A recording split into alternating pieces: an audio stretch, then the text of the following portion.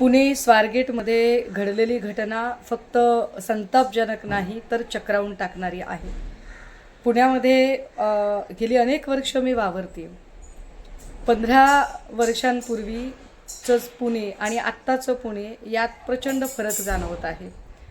10-12 वर्षापूर्वी जर पुण्याच्या शिवाजीनगर बसस्टँडवर आम्ही उतरलो आणि रिक्षा करायची ठरवली, रात्री अपरात्री जरी रिक्षा घेतली तर शिवाजीनगर पोलीस चौकीचे पोलीस यायचे आणि रिक्षाचा नंबर नोंदवून घ्यायचे.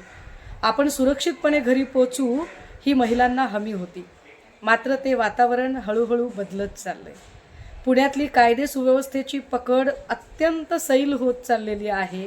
पोलिसांचा धाक नावाची गोष्ट तर आता काही उरलेलीच नाहीये. वारंवार हा प्रश्न उपस्थित केला जातो की पुण्यातल्या ज्या गर्दीच्या जागा आहेत, विशेषतः शाळा, कॉलेज, बसस्टँड आणि रेल्वे स्टेशन, इथे पोलिसांची अधिकची गस्त वाढवली पाहिजे. मात्र ते होताना दिसत नाहीये.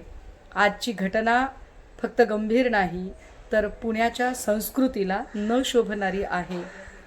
या सगळ्या संबंधाने पुण्याच्या पालकमंत्र्यांनी यात लक्ष घालावं आणि पुणे पोलिसांचं नेमकं चाललंय काय यावर पालकमंत्र्यांनी निश्चितपणे त्यांना जाब विचारावेत अशी अपेक्षा आहे.